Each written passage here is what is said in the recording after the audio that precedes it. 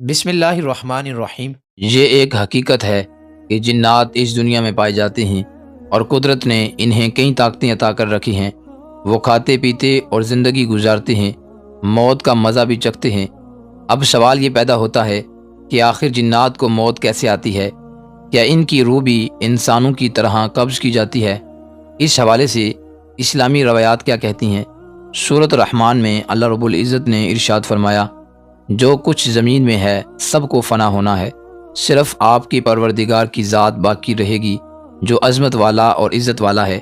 ان آیات سے یہ بات واضح ہوتی ہے کہ ہر جاندار کو موت کا ذائقہ چکھنا ہے۔ جس طرح انسانوں کو نزا کی تکلیف ہوتی ہے، اس طرح جانوروں کو تکلیف نہیں ہوتی، کیونکہ یہ مکلف نہیں ہیں۔ ان کے ساتھ اسلام اور کفر کا تعلق نہیں ہے اور نہ ہی انہیں ثواب و گناہ ملتا ہے۔ تکلیفیں تو گناہوں کا کفارہ اور درجات کی بلندی کا سبب ہوتی ہیں، اور گناہوں کے کفارے اور درجات کی بلندی کا جانوروں اور پرندوں سے کوئی تعلق نہیں ہے۔ جن و انس کو ہر طرح کی تکلیف پر اجر ملتا ہے اور گناہ معاف ہوتے ہیں۔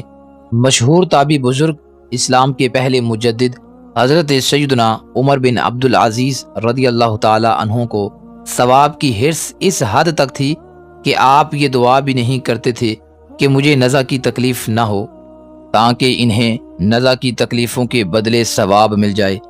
جانوروں کی روح فرشتے قبض کرتے ہیں، چنانچہ علامہ ابن حجر حیثمی رحمۃ اللہ تعالی اپنی کتاب فتاوی حدیثیہ میں فرماتے ہیں، احادیث مبارکہ اس بات پر دلالت کرتی ہیں کہ تمام ذی ارواح کی روح حضرت ملک الموت علیہ السلام قبض کرتے ہیں۔ ایک مرتبہ ملک الموت علیہ السلام نے رسول اللہ صلی اللہ تعالی علیہ وآلہ وسلم سے عرض کی، میں اللہ کے حکم کے بغیر ایک مچھر کی روح بھی اپنی مرضی سے قبض نہیں کرتا۔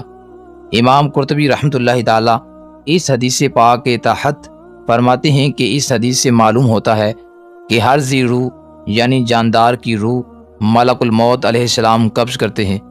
تفسیر صراط الجنان میں تفسیر خازن کے حوالے سے مروی ہے کہ حضرت ملک الموت علیہ السلام کے لیے دنیا ہاتھ کی ہتھیلی کی طرح کر دی گئی ہے۔ وہ مشارق و مغارب کی مخلوق کی روحیں کسی مشقت کے بغیر اٹھا لیتے ہیں، اور رحمت و عذاب کے بہت سے فرشتے ان کے ماتحت ہیں۔ جنات کو موت کیسے آتی ہے؟ اس حوالے سے علماء کرام کے دو قول ہیں۔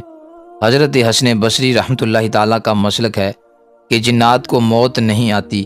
ان کے مطابق جنات کو بھی اسی طرح مہلت دے دی گئی ہے جس طرح ابلیس کو دے دی گئی ہے۔ ابلیس بھی جنات میں سے ہے، لہٰذا یہ مرتے نہیں ہیں، لیکن ان کے پاس کوئی دلیل نہیں ہے۔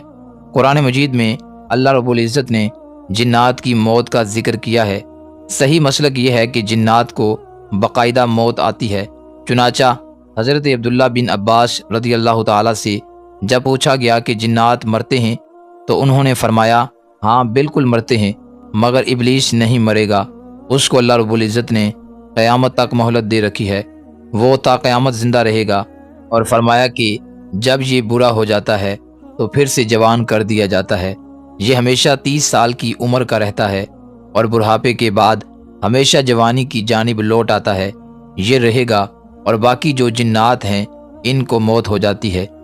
جہاں تک جنات کی روح قبض کرنے کا سوال ہے تو اس حوالے سے حضرت عبداللہ بن عباس رضی اللہ تعالی عنہ سے روایت ہے کہ 4 قسم کے فرشتے ہیں جو روح قبض کرتے ہیں۔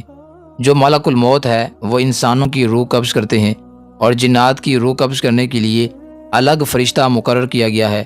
اس کے علاوہ جانوروں اور چوپایوں کی روح قبض کرنے کے لیے الگ فرشتہ ہے۔ یہ 4 قسم کے فرشتے ہیں جو 4 قسم کی مخلوقات کی روح قبض کرتے ہیں۔ اس حوالے سے حضرت مولا علی رضی اللہ تعالی عنہ کا ایک واقعہ بیان کیا جاتا ہے کہ ایک شخص حضرت مولا علی رضی اللہ تعالی عنہ کی خدمت میں حاضر ہوا اور کہنے لگا کہ کیا جنات کو بھی موت آتی ہے؟ کیا انسانوں کی طرح ان کی روح بھی قبض کی جاتی ہے؟ تو اس پر حضرت علی رضی اللہ تعالی عنہ نے ارشاد فرمایا کہ اے شخص، یاد رکھنا کہ ہر نفس کو موت کا ذائقہ چکھنا ہے۔ اللہ نے اس زمین کے لیے 4 فرشتوں کو ذمہ داری دی ہے کہ وہ اللہ کی مخلوق کی روح قبض کرے۔ پہلا فرشتہ حضرت اسرائیل علیہ السلام ہیں جو انسانوں کی روح قبض کرتے ہیں۔ دوسرے فرشتے بسرائیل جو جنات کی روح قبض کرتے ہیں۔ تیسرے فرشتے ان کی ذمہ داری ہے کہ وہ زمین میں موجود جانوروں، کیڑے مکوڑے اور پانی میں رہنے والی مخلوق کی روح قبض کرتے ہیں۔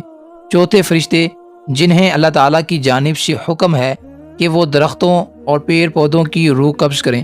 یہ تمام فرشتے حضرت اسرائیل علیہ السلام کے ماتحت ہیں۔